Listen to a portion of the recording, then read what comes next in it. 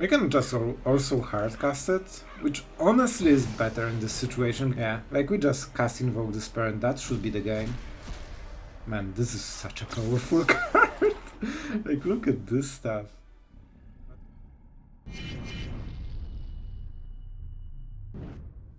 Hello everyone, it's Sloth here, and finally Grixis on the channel. I've seen your comments, guys, I know you want it. The reason I didn't go for Grixis is because it's the same deck since half a year, so that's why I didn't showcase it, and I couldn't find a list that is interesting. However, this one is, because it has some new additions from the new cards. We have Kaito Dancing Shadow, which is extremely powerful with Appraiser and Harvester, and we have probably the MVP of the games today, Capricious Hellriser. A 6 mana dragon that can cost 3 red mana, and you basically exile 3 cards at random from your graveyard, and you can cast non-creature, non-land card among them, and you don't pay the mana cost. So if you have a lot of those, it's extremely cheap, and if you hit Invoke Despair, yeah, this is your way to cast more than 4 Invoke Despairs, because what is better than Grixis with 4 Invoke Despairs? Grixis with 6 of them. So that's the strategy, you know, and you will see that when this hits Invoke Despair, it's absolutely brutal and usually game winning. Like, it's so much tempo, and 4/4 body with flying is already decent enough.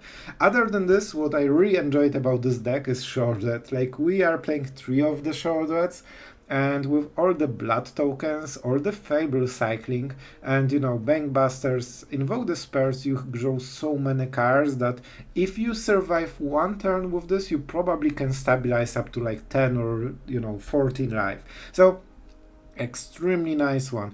And don't forget, Fable Reflection actually can copy the Hellriser because it's not legendary. So you can hit your graveyard and get 3 spells from your graveyard every single turn and still get a 4/4 with flying with haste. So Fable is absolutely insane together with the Hellriser, one of the powerhouses for the deck. It means your opponent really needs to break this combo or he's out of the game. Like other parts of the deck you know and probably love or hate at this point. So this is the deck. About the win rate, all the stuff. That was a weird one. Guys, I have never seen so many gut openings from my hyper aggro players. They are always on the play. You will see one of those games because they are even frustrating to watch, so I don't want to expose you guys to too many of them, but I played like 3 games in a row like this, and we still are at 50% win rate, and in the 8 games I have played, 6 times I was on the draw. So, I mean, this was as skewed statistics as possible, and we still got to 50% win rate. So that's absolutely mind-blowing, and we should be way lower. I think like we're at the really bad side of the draws today. You will see it in the games, and we still performed very decently. So with that being said, don't forget to subscribe if you enjoy Grixis and want to show me, hey, Sloth, make some more Grixis decks. If you press the subscribe button, it's the best way to go around it. Like, I watch the stats, so you know, if the deck seems liked and everyone is subscribing, it means that something was right, and I'm more eager to make more of those decks. And I kinda enjoyed the Grixis. We will try to make something like, you know, more control-y wise, not really mid-range, but yeah, so far I think this gets the job done. So let's go into the games and tell me what you think. Alright, on the draw. And no commenting on this one. So we have Go for the Throat, we have Fable, so if not the fact that we are on the draw, that would be absolutely perfect. But let's see, we of course don't have the blue mana because, you know, we cannot draw everything, it would be way too easy. But with Go for the Throat activated, the game actually changed quite a lot. And we are against mono-white control, which seems to be definitely extremely popular deck lately. It would be great to have my blue mana in my 3-color deck, but you know, it's fine. It's fine. Let's go with the Fable. At least we have some initiative, because before this flips, it's so many turns, so he needs to answer the Goblin. And if he answers the Goblin, it means that he won't play his 4-drop. And that's probably what we need. If he goes like this is perfect for us. And this is extremely important. I mean, this is cool, but probably not what we need. Sure, that is nice. Go for the Throat will be used. I really want blue mana, but I don't want to cycle one of the Make Disappears for it. I probably should. Oh, I will regret it. I actually have the treasure. I still didn't hit it. Like, I still didn't hit it. It's fine. Let's go like this. That's why the Vindicator is a hit or miss, you know? Sometimes it's great, but when it's not, it's really bad. Alright, so now the Gandra is in the battlefield, so we need to be careful, but Make Disappear... I might even sacrifice the token if the spell is, like, relevant enough. Like, Wedding Announcement is probably really annoying. Oh, no, not like this. Alright, alright. He got us good, so now Invoke Despair is not amazing. However, if he wants to sacrifice this as a creature, it means that this dies to an enchantment, right? So it's still actually pretty good. And if he sacrifices this, then we draw 2 cards. So, you know what? All in all, it's actually good. I thought it would be bad, but it was not bad. And you know what? We still will have counterspell from the double treasure. Oh, he wants to activate the Mishra's Foundry. But he still will lose the Architect, so I still draw 1 card, and I remove 2 of the threats, somehow. Yeah, the best case is sacrificing card. To be honest, he should go for the farmhand, because it's not a great trade for us. And then he will lose this anyway, and then we attack not really into the empty board. He can sacrifice the Mishra's Foundry, but I will still attack probably. And he gave us 2 cards. I don't think that's a good, correct play. I think Farmhand was worth the card. We will still go like this. He can activate the Foundry, but it's a 2-2. It trades. So I kinda Stone Rain him. Oh my god, that feels like a really bad choice. Okay, okay, makes sense. If that was only this one, but he did it a bit too late. Now we counter the Emperor. And he already declared the block, so he loses everything basically.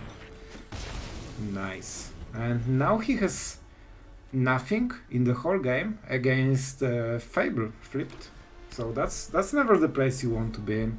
And with the Hellraiser we can start going with the Invoke Despair. We have pretty high chance. At random 3 cards, so it's not only spells. Alright, I mean that's fine. It's still 1 card, he's down to 2. That's really, really low for this stage of the game. And when he's out of the removal, we just play Sheoldred and that's it.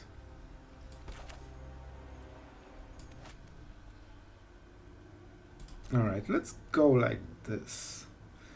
The Goblin is something they do not like to ignore. They have enough mana for the Emperor, they can activate the Foundry, they have a lot of tricks.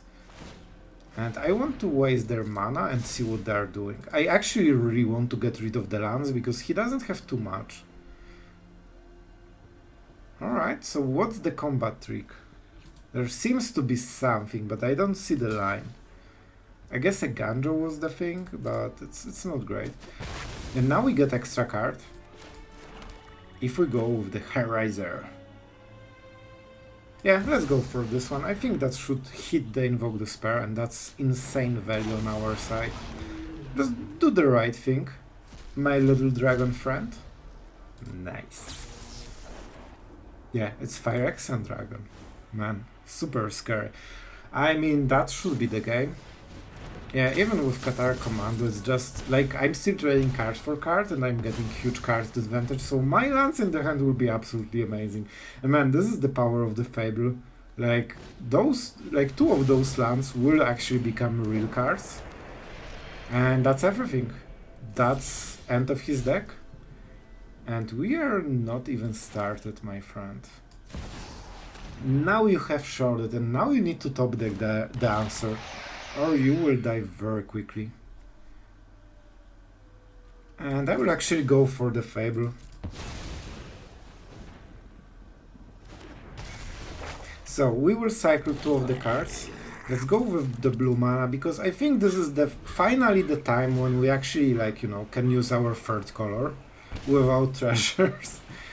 Alright, that's not really what he wanted. So normally that's a great top deck, but in this situation it's pretty abysmal, because you need to pay 4 mana and deal 2 damage to yourself to just cycle the card. And then you are out of options. Like the dragon was absolutely MVP. I mean, Shuffler is fine. I want the red mana because we have like early game Harvester and all this stuff and the braids. And we are against the good old same deck that we always see since Mouse. And that's great. It's always fun to meet this kind of deck. Oh, it's Rakdos. Cool. Actually, we will be able to play Magic. Barb? Oh my god, what is this? That's kinda cool. Alright, I'm excited. Consider me excited. Alright, so we have all the mana. Now we need to start doing some cards. I don't really expect a 1 mana play, like Black March or anything, so let's just go with some extra damage to my face. I wonder what we are exactly playing. Is this some kind of Anvil deck or what? Like -1 is yeah. Gotcha. -1 is great for killing your own stuff. Like, see Skull Clamp, you know? Okay. I like it. That's pretty cool. Alright, let's keep drawing some cards, because we definitely... Oh, I like it. Takenuma will be great for Sheoldred at some point. I think we have to Abrade. This is really important. And now we go Aether make. I think we take the 3 damage. Against Anvil deck you really don't want to go too low, because they have ways to get you even lower. Like, you cannot outgrind like a lot of damage. If they play Obnixis, it's even worse, you know? Is this burn down the house? We don't have red mana. Oh, that's scary. That's scary. I think we have to draw. If we hit the red mana, it opens the burn down the house. Oh, the Tapland got me. Red mana? Oh, the Tapland got me twice. Huh, that's an earth one. We definitely go for the double red. Do we go for Sheoldred? I think it just dies, honestly. We can also go for the throat here and draw with the Bankbuster.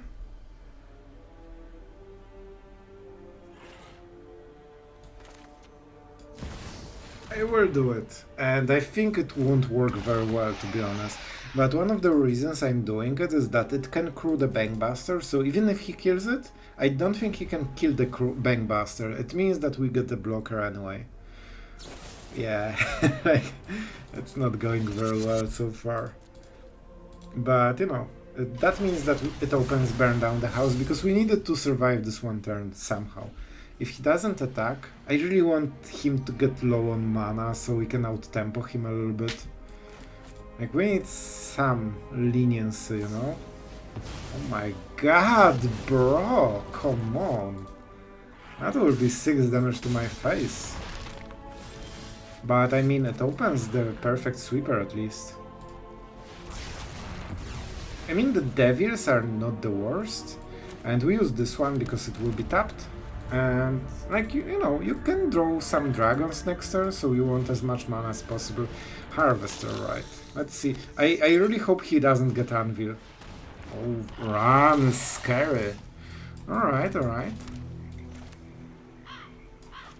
We definitely have to kill it right now. It's the most scary thing ever. And we have to go like this. It's scary. It's really scary. I don't think we have luxury of not playing this. It also helps to just, you know, block the Harvester, because it can drive, alright? It can drive the Bankbuster, and at some point he needs to stop drawing those perfect things. Oh my god, he won't. He will never stop. And we are at 5 already, so we need a remover, like, directly. Alright, alright, alright, so we are at 5.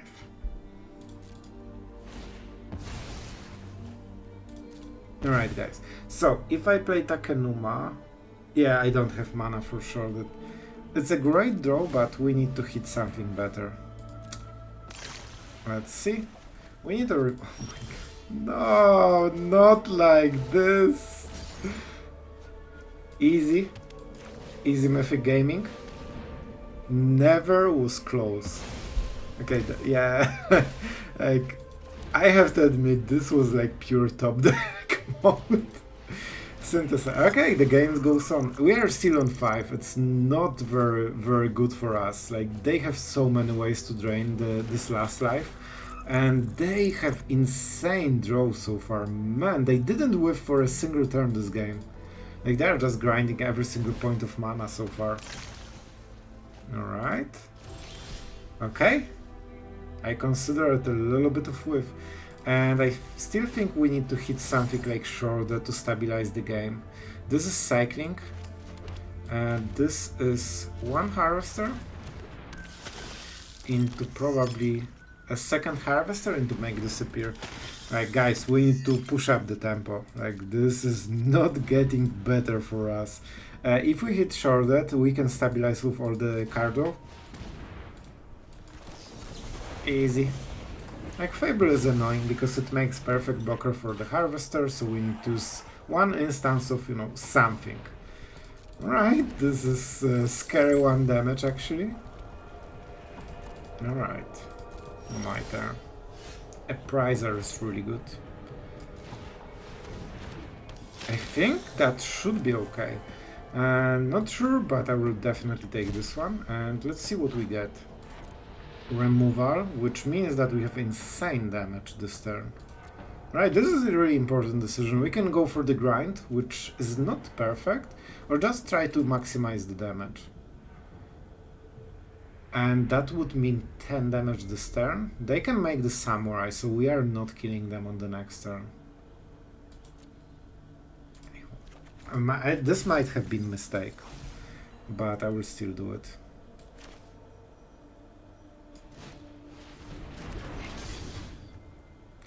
Let's draw a card here, we get the treasure.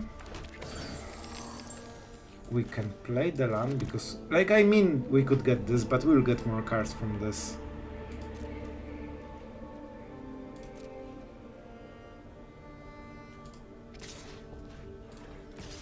Let's go like this. I want to maximize the damage a little bit. And this has menace, but we can block. Man, it's getting a bit scary, but I think we're getting the correct line of play overall. I want to draw with Bankbuster. I will cycle one of the cards probably. If he goes for the samurai and he does, it means that that's most of his turn. So that's why it's not super scary. What will be the choice? Appraiser, yeah, I guess. And I will Crow because he will try to sneak this 1 extra damage, and he's tapped out, so he won't remove the Bankbuster. Menace is a thing, and we're at 5, so I don't want to get any lower than this. We won't be able to draw the card though, so we'll just cycle the land because of Summoning Sickness. Not sure if that was worth the card, to be honest, but we'll make it work anyway. And we have so many cards that if we hit just 1 of good cards, we should absolutely win this game on the next turn. Is our opponent roping us? Or he just forgot about the priority on this one? And that's a Sheoldred, and that's a good game. Yeah, this is one of the cards we really wanted. So now we can go like this. Before he knows how much we have. And that's a 10 damage, so he won't realize that he's dying at the upkeep. And he'll probably take all of this damage and try to go for the kill on his turn. Oh, okay. I didn't expect he will actually play defensively. Not sure how he wants to win after this. Yeah, like, I wouldn't block at all, go to 1 and just try to counter-attack, because maybe I don't have creatures and maybe he has 3 damage guaranteed. But I guess he doesn't want it. That's fine. Like, both ways it's good for us. I don't think he's playing around Sheoldred because it's such a weird play and such like low chance of, you know, being relevant. I guess I could attack with the Bankbuster, but if I keep drawing cards, I will just win anyway, as you can see. So, I mean, yeah, this kinda works. And we also heal 6. He gets hit for 6 and he dies at the upkeep. So that was an interesting one. It was super scary with the Anvil. I think we got like at some point super good top deck, and that's why we won, I think. Alright, so far 100% games on the draw. That seems cool. I mean, I will take this hand, I think. It's not the best, we are short on lands. And I remember you Skeletor. That will be hard. Alright, so we are definitely in some trouble, especially if we get mana screwed, like for one turn, I will concede. Because our opponent is on the play with double Swift Spear play with fire. It doesn't get too much better than this. Man, like, I have to say, our opponent's hyper aggro openings are like top notch. Like, it doesn't get too much better than this. Skeletor, if I remember, he's a really good player, so I expect that if he uses play with fire, he has more of those. Alright, like, we can trade for it. I actually want to trade. This is a pretty good deal. Alright. If we can get... I do it main phase, that's for sure. Sure, that is extremely good. I don't think we'll have time for the Hellriser, to be honest. Especially we have the second one. I think this is good play. Alright, if we hit something like Harvester, that would make a difference, you know? Alright, so we need to definitely get rid of this card advantage that he's trying to do. It's still 3 damage, but next turn, Sheo. And we all know that generally this kind of deck doesn't deal very nicely with Sheoldred. Like, he needs to deal with it extremely quickly, and then we play another one. So let's see how much burn did he get. It is possible he will trade 2 for 1, but then we are left with next Sheoldred.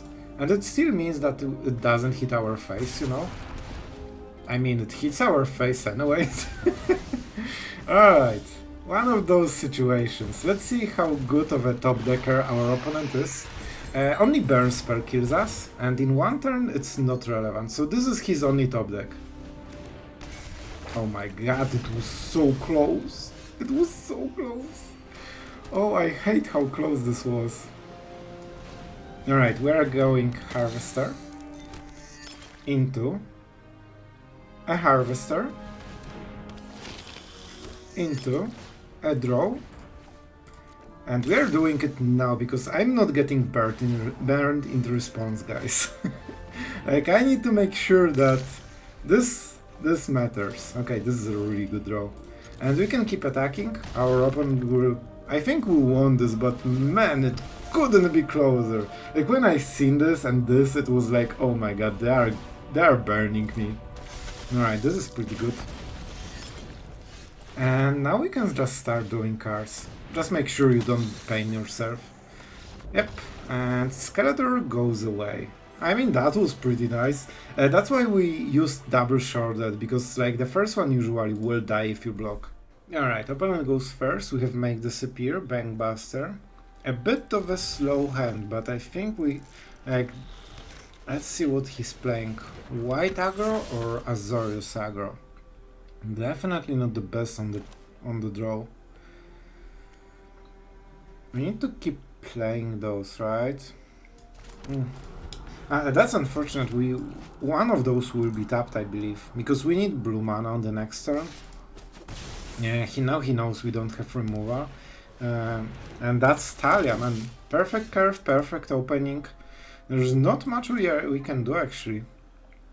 So in this case we actually don't need the blue mana because, you know, it's Talia on the play, we cannot cast. And it's so insane, they always curve out just perfectly. Like, I've been playing with aggro decks quite a lot and it's so hard to hit lands, 1 drop, 2 drop. It's just, like, I didn't curve so well in like 15 games usually. And he's just, you know, every game like this. So I don't think we can win. Yeah, that was actually a great game of Magic. Let's go another and see if our opponent cannot have perfect draw on the opening with perfect Talia, because most decks will lose to it. That's why the deck is still here. Alright, so as usually we're on the draw, and I actually thought about conceding games that I'm on the draw. Like, it seems like around 70% games on the draw so far lately.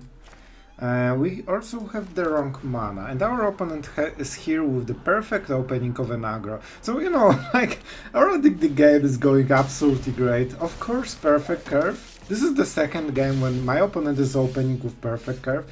I guess the fact that there is no Talia is already the best I will hope for. Let's go with the Harvester, because we need to stop all this machine. So let's see the Brutal Katara, I guess. On the Brutal Katara though, we will be maybe able to kill it, because we will have -4 with this one, but it means we need to take the hit. Oh my god, didn't he? Oh my god, they actually whiffed on something, that's insane. We go for the Veteran, because that's the biggest value basically. Alright, it will be a bit harsh. How do we do it? This is 5 damage a turn, we still need to play into this.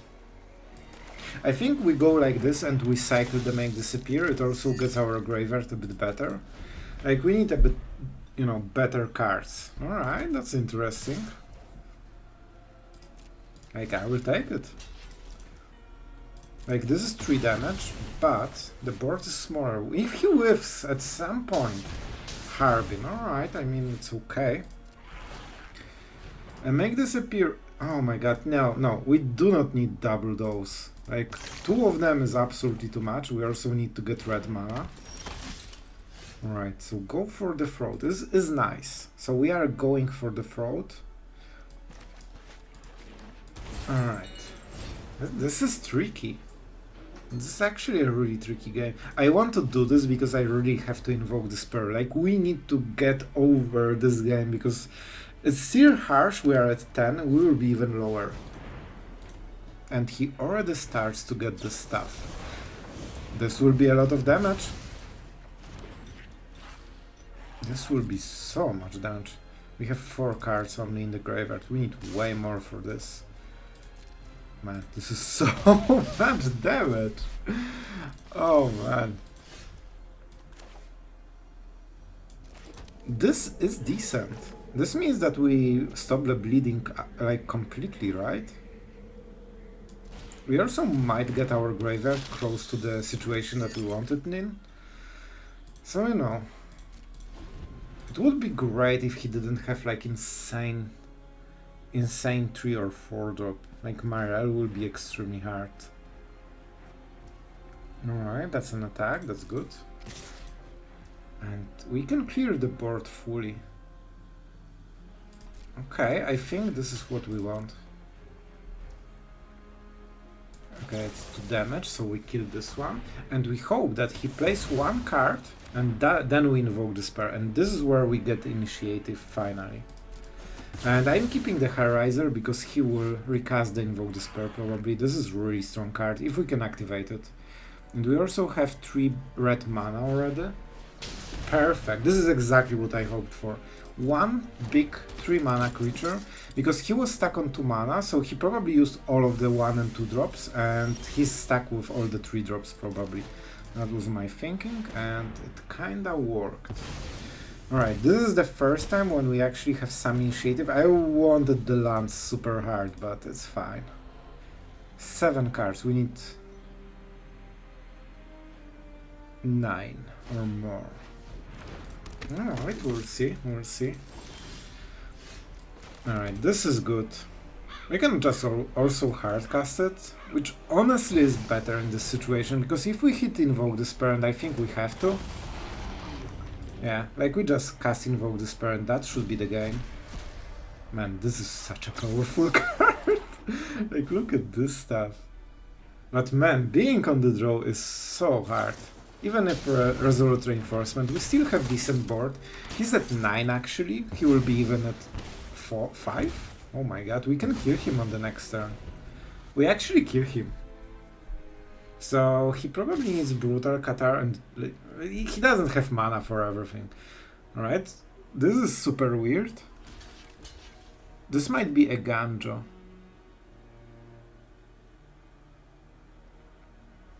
And in that case we are fine, because like he will kill it, alright, but we have the other stuff. We can clear the board or just attack him. That's fine. It also cost him the full turn and he dealt 1 damage only. Now we go burn down the house. I mean, we could clear the board, but I still think in this particular situation this is a bit better. Let's play the land. I will attack with 1 because we are kinda low. And if he attacks with everything, we can just chump block and hit his face and just go with the more devils on the next turn. So I think we will close this game, but man, this is so harsh of a matchup always. Alright, so he has 1 blocker. Right now, even if we attack with... like, we can just keep attacking, right? He either blocks it, and we kill him with the pinks, or he doesn't block it, and that's even easier. I'll go for my rel, just to show, you know, what's up. And we smirk. And he dies. As deserved, you know? Alright, so that was pretty clean endgame, but to be honest, like, this Hellraiser, man, absolutely switched the game into our direction.